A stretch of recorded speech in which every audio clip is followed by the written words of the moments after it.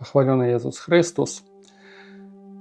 Протягиваем Евангелие от Матвея разважать. Знакомитая история про сутяшение, цуд сутяшения буры. Матвея, 8 раздел, 23 верш и до 27. Калі увайшоў у човен, былі з ім ягоныя вучні. І вось пачалася вялікая бура на моры, так што човен накрывалі хвалі, а ён спаў. Падышоўшы яны, пабудзілі яго, кажучы: «Пане, ратуй, мы гінем». А ён сказаў ім: «Чаго вы спалохаліся, малаверныя?» Тады, устаўшы, загадаў ветрам і мору, і настала вялікая ціша. А людзі дзівіліся і казалі: «Хто ён такі, што і вятры, і мора слухаюцца яго?» І на гэтым наша такая простая гісторыя сканчваецца, але, як заўсёды, тут, канешне, далёка не ўсё так проста. Па-першае, пачынаецца гісторыя вершам: «Калі увайшоў у човен, былі з ім ягоныя вучні». Гэта працяг 18 верша. Езус, убачыўшы вакол сябе натоўп, загадаў пераплыць на другі бераг. І тады, мінулы раз мы з вамі на катэхезе разбіралі, падышоў да яго кніжнік: «Хачу за табой ісці», і Христос ставіць вымаганні. Атрымоўваецца, што Гасподзь з вучнямі ідзе да лодкі, ён пакідае тут натоўп, а яго па дарозе нехта перарывае гэтымі пытаннямі. Гэта два пытанні, два эпізоды. Такая б хіба што была храналогія, ва ўсякім разе паводле Матвея. Канешне, у Марка і Лукі там трошку свае іншыя нюансы, і так на 100% цяжка сказаць, як яно ўвогуле ў рэальнасці выглядала. Але па Матвею такая логіка, што Христос працягвае свой шлях да лодкі, і зараз ён сядае ў човен. І з ім ягоныя вучні. І вось пачалася вялікая бура на моры, так што човен накрывалі хвалі, а ён спаў. Сведкамі цуду будуць з'яўляцца вучні. Ян Златавусны, каментуючы гэты тэкст, казаў, што Христос не цураўся цудаў перад натоўпамі. Ён дазваляў, каб людзі бачылі цуды, таму што яны, па ідэі, цуды павінны былі нараджаць у людзях веру. Але некаторыя цуды усе не маглі бачыць. Напрыклад, уваскрашэнне Лазара, перамяненне на гары Табор. І гэта адзін з цудаў тых, которые людзі не павінны былі бачыць. Ян Златавусны каментуе так, што была такая катэгорыя цудаў, праз каторыя Христос рыхтаваў сваіх вучняў да выпрабаванняў. Яны павінны былі загартаваць іхныя сэрцы. Натоўпаў гэта не тычылася, таму што натоўпы не былі з катэгорыі вучняў. Яны былі проста пасіўнымі слухачамі. І нешта ў гэтым ёсць. Вось этот момант, што Христос сядае ў лодку, у човен сядае са сваімі вучнямі. І раптоўна пачалася бура на моры. У Евангеліі мы не раз чуем пра гэтыя буры. Там тлумачаць, што это, хто быў у Ізраілі з вас, напэўна, ведае, вялікая разбежнасць такая прыроды. Там тут табе Галілея вельмі зялёная, Иерусалим свая прырода, і тут ужо мёртвае мора і пустыня, маленькая дзяржава, і гэтыя нейкія кліматычныя паясы такія вельмі разнастайныя. І гавораць, што між іншым ўсё это ўплывала на тое, што гэтыя штормы былі такімі сур'ёзнымі на гэтым галілейскім возеры. І зрэшты, яно заменна ўжываецца то возера, то мора. Канешне, такімі катэгорыямі геаграфічнымі гэта возера, але для габрэяў, которые асоба нікуды не высоўваліся, жылі ў сваёй зямлі, хіба што іх нехта прымушаў адтуль пайсці праз войны, праз палон. Для іх, канешне, это возера было як мора. Але, канешне, ідзе размова пра той самы вадаём. І човен накрывалі хвалі. То есть ён пачынае тануць. а Езус спаў. Цікавы момант гэтага сну.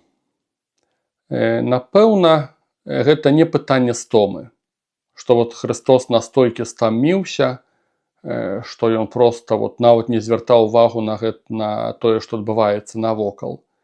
Я думаю, што ніколі не плаваў на лайнеры, але я думаю, што нават на вялікіх статках, калі людзі трапляюць на крутых лайнерах, трапляюць у штормы, думаю, што наўрад ці там паспіш, падазраю. А тым больш, што ў такой лодцы, дзе хвалямі накрываецца яна. Што праўда, ці Марк, ці Лука апісвае, што Христос спаў як бы трошку на ўзвышэнні, што это не такая лодка была там для 2 чалавек, канешне ж, яна большая была.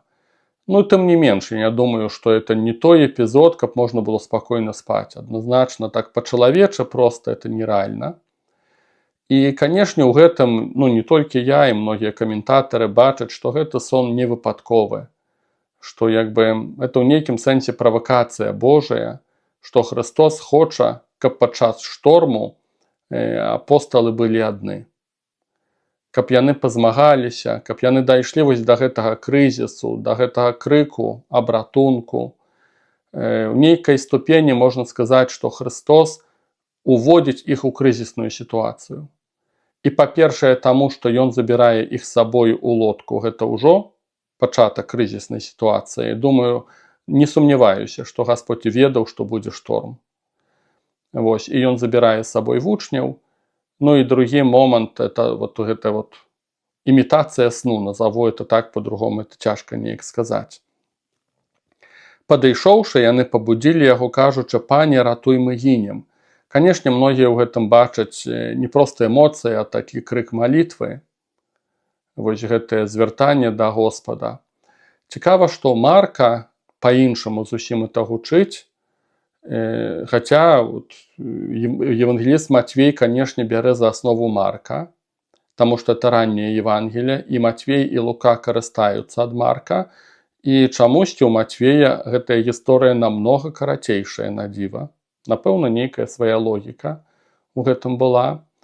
Вось, і ў Марка там гэты крык апосталаў гучыць крыху па-іншаму.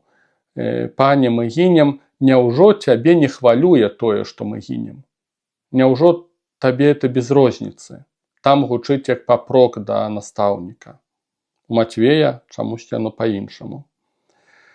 А ён сказаў ім: «Чаго вы спалохаліся, малаверныя?»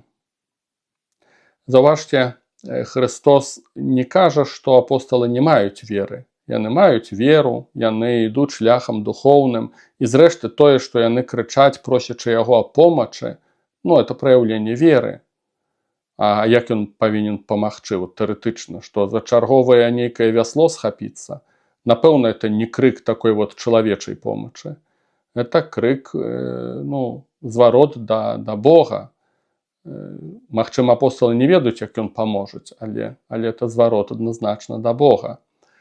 І таму Христос не абвінавачвае іх у атэізме, не абвінавачвае іх у бязбожніцтве, але называе іх малаверамі. Гэта значыць, што ім не хапае веры. Павінна быць больш. Зрэшты, магчыма, гэтая гісторыя для таго і была, каб этой веры было больш. Это так ужо такі кароткі каментар.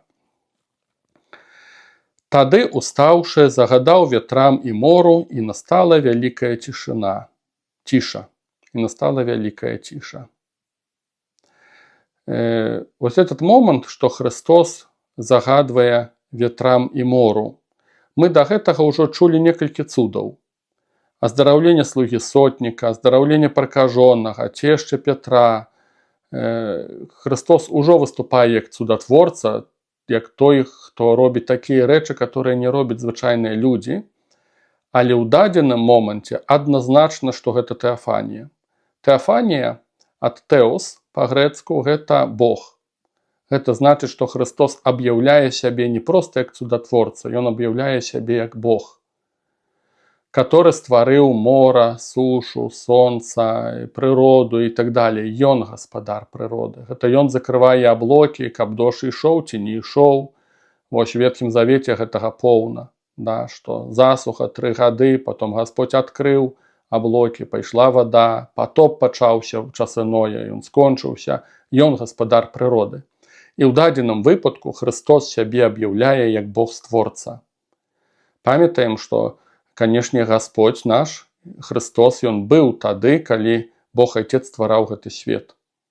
Тройца, яны разам, і Дух Святы тады быў, ён узносіўся над водамі. Таму справядліва будзе казаць, што Христос таксама творца. Было б справядліва, так думаю, то мае думкі. Справядліва казаць было б гэта, і ў дадзеным выпадку Христос паказвае сваю ўладу над сіламі прыроды. Это теофанія, это аб'яўленне Бога-створцы. Думаю, было б так правільна сказаць. І настала вялікая цішыня. Вось, думаю, што это варта звярнуць на это ўвагу. Евангеліст Матвей невыпадкова паказвае, што вялікая ціша. Вось это ўмешательство Бога, яно здольнае радыкальна ўсё змяніць, не проста нешта паправіць. Яно здольнае радыкальна ўсё памяняць. Бог здольны ствараць занава. Здольны забраць каменнае сэрца, даць сэрца плацяное. Здольны з вялікага бандіта зрабіць добрага чалавека. Некалі мой знаёмы казаў, што ўсе людзі баяліся, як ён выходзіў з турмы, казалі, што калі ты выходзіш на вуліцы, сабакі хаваюцца. А ён смяецца, кажа, людзі чакалі, што з турмы выйдзе леў, а выйшаў ягнё. І, Бог здольны такія рэчы рабіць, да. І вось этот кантраст, ён, канешне, цікавы. Шторм і вялікая цішыня. Адназначна, вось этот націск на слова вялікае ў Матвея, ён, напэўна, не выпадковы. А людзі дзівіліся і казалі, хто ён такі, што і вятры, і мора слухаюцца яго. Вось задаюць гэтае пытанне пра тэафанію.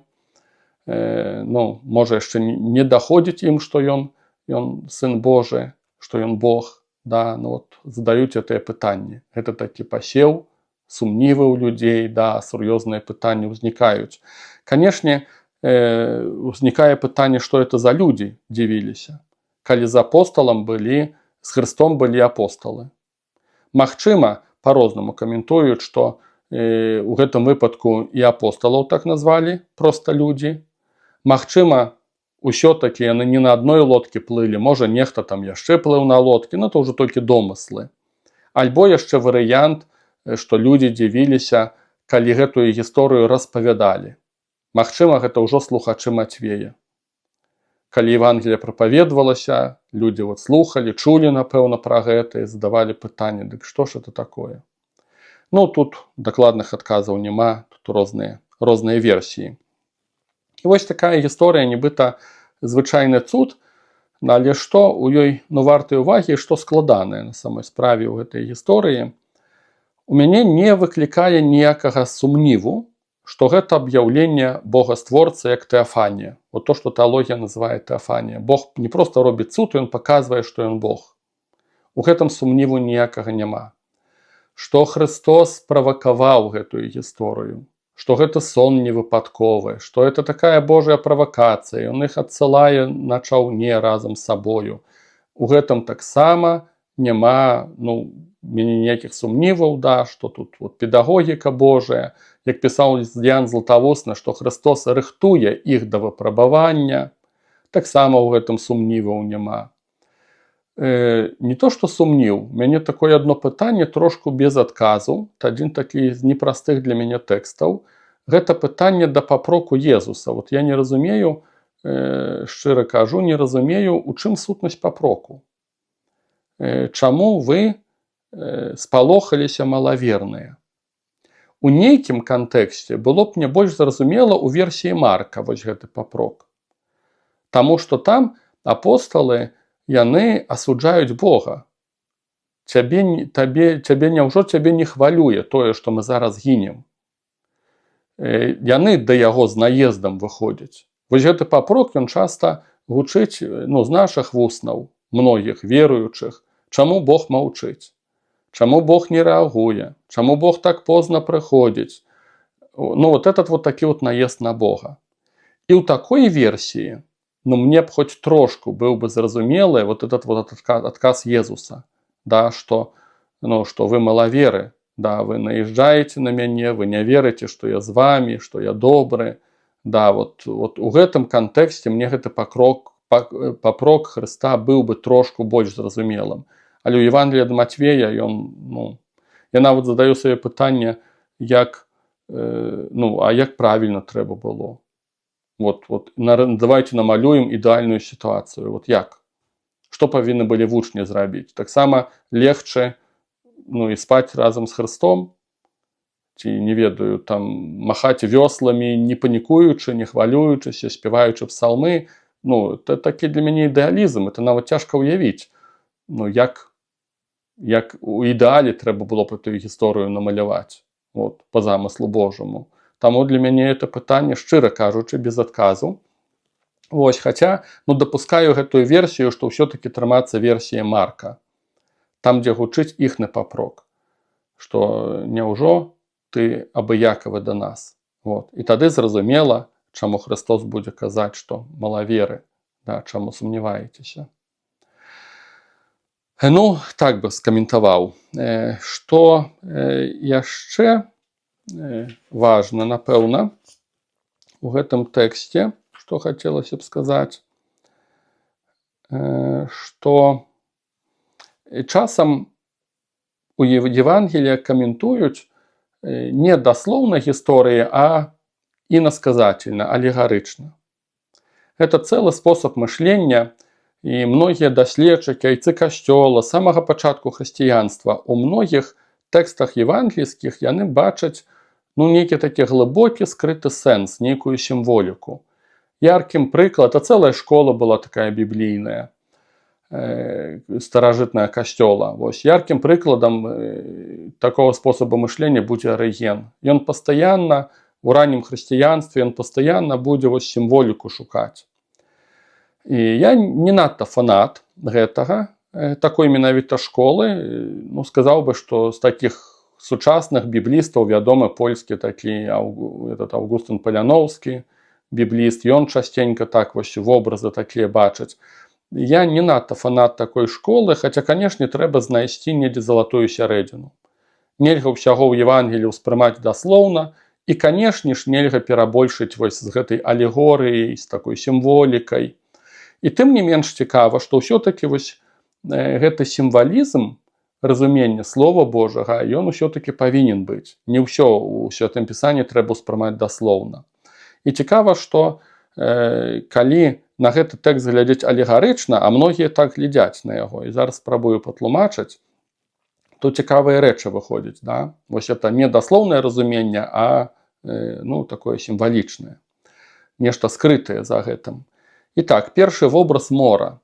Для габрэяў мора – гэта месца прабывання зла. Гэта я не адзін раз чуў ад даследчыкаў Бібліі. У гэтым моры жыве Левіяфан. Гэта мора нішчыць, тут тонуць людзі, тут страшныя рыбы. Для іх это абілие вады, людзей такіх простых, аграрных, для іх, канешне, гэта, у тэкстах біблійных гэта ўсё-такі шмат будзе. І алегорыя, што тут мора, гэта месца прабывання зла. Гэта месца прабывання духаў. Пасля наступны тэкст будзе, але ўжо заходзячы трошку наперад, Христос, выганяючы злых духаў, яны ўваходзяць у свіней і кідаюцца ў мора невыпадкова. Так многія каментуюць, што это месца прабывання зла. І пан Езус аддае прыказ, каб мора суцішылася. Прычым цікава гучыць гэта: «Устаўшы, загадаў ветрам і мору, і настала вялікая ціша». Слова «загадаў» будзе ўжывацца як тое самае, як падчас экзарцызма. Як ён загадвае духам, каб яны замоўклі, каб выйшлі, гэта той самы наказ. Таму ў гэтым бачыць такую сімволіку, што это такая маніфестацыя Божая, аб'яўленне Божае, як перамога над злом. І гэты момант настала вялікая ціша, гэта такі трыумф Бога над злом, над дэманамі, над грахом, над смерцю. Вобраз чаўна. Некаторыя кажуць, што гэта вобраз народу Божага, касцёла. да, и нас заливае гэтымі хвалямі, да, вот, что мы сами не справимся. Это нереально самим справиться. Многие кажут, что касцёл такая вот структура, да, столько годов протрывала. Это нереально самим справиться. Ось, это, ну, так чарговы вобраз, да. І яшчэ адзін вобраз, такі, сказаў бы, трошку дзіўны, нетыповы, але варты ўвагі. Гэта тое, што для многіх айцоў касцёла гэта гісторыя нагадвала гісторыю з прарокам Ёнай. Каротенькая кніга ў Старым Запавеце, это першы раздзел будзе апісваць, там з 1 па 16 верш. У двух словах Ёна атрымлівае наказ Бога прапаведваць у языческім горадзе ў Нініве, і Ёна уцякае. І ён сядае на статак, уцякае, пачынаецца шторм, і Ёна спіць, падобна як Христос. І тады ён разумее, што па ягонай прычыне зараз усе могуць загінуць, ён прызнаецца, і маракі яго выкідваюць, каб ратавацца, выкідваюць яго ў мора. І тады кіт, як кажа, не каментую кнігу Ёны, там трошку занадта там глыбока ўсё, вось, але кіт праглынуў Ёну і выкінуў на бераг, і ён пачынае ісці прапаведваць у Нініву. Калі коротка, такая гісторыя. Шмат вакол гэтага легенды, там маракі стагоддзямі цэлымі гэты культ гэтай гісторыі Ёны, яны там прадвігалі, што вот чаму караблі тонуць, чаму такое няшчасце, што на караблі нейкі Ёна ў кавычках ёсць, да, вось гэтыя міфы заўсёды там на працягу цэлых стагоддзяў хадзілі. Вось, але цікава, што ёсць такія каментары, што прарок Ёна, хаця гаворым пра канкрэтнага чалавека, але адначасна гэта вобраз ізраільскага народа. Таму што ізраільскі народ павінен быў быць сведкам для іншых народаў паганскіх. А Ізраіль гэтага баяўся, і ён нікуды не хацеў выхадзіць. Ім добра было жыць у сваіх цяпліцах, назовём это, ў сваіх уютных месцах, вось, і яны, падобна як Ёна, не выконвалі свайго задання перад Богам. Да. І цікава, што ў той кнізе Ёна паказана, што нінівіцяне, которые язычнікі, яны пакаяліся. Нават маракі, которые выкідваюць Ёну, яны там моляцца і просяць, каб Бог дараваў ім грахі, насколькі я памятаю. Нават яны неяк больш благародна сябе паводзяць, чым Ёна. А Ёна не. Вот. І гэта вобраз Ізраіля нявернага. І таму некаторыя айцы касцёла бачаць, што Христос, ён у іншым месцы, ён таксама сябе параўноўвае да Ёны.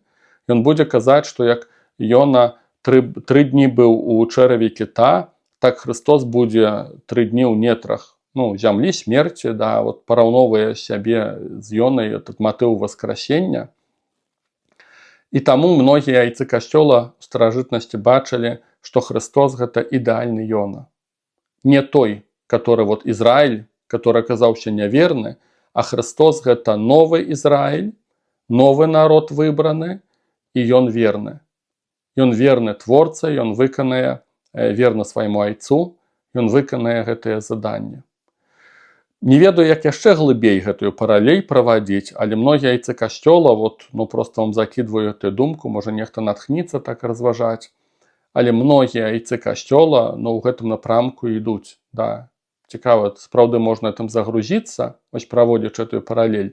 Я трошку гэтай тэмай загрузіўся, і чамусьці нават так дзіўна трошку падумаў, што нават Ёне больш адпавядаюць апосталы у нейкай ступені. Вот, моя такая думка. Таму што яны папракаюць Бога. Там у кнізе Ёны Ёна мае прэтэнзіі да Бога, да, што ты, Бог, не такі, які я ад цябе чакаю. Ён чакаў, што Бог будзе суровым да язычнікаў, а Бог аказаўся міласэрны, і ён расчараваны. Ён мае прэтэнзіі да Бога, ён уцякае ад Бога. Уцякае ад задання, уцякае ад разумення Бога, ад ягонай міласэрнасці, ад этой ідэі міласэрнасці Бога. То есть Ёна прарок, который, Божий прарок усё ж таки, да, але который праходзіць сур'ёзнае змаганне з сабой, таму што ён не разумее Бога і таго задання, якое дае Бог.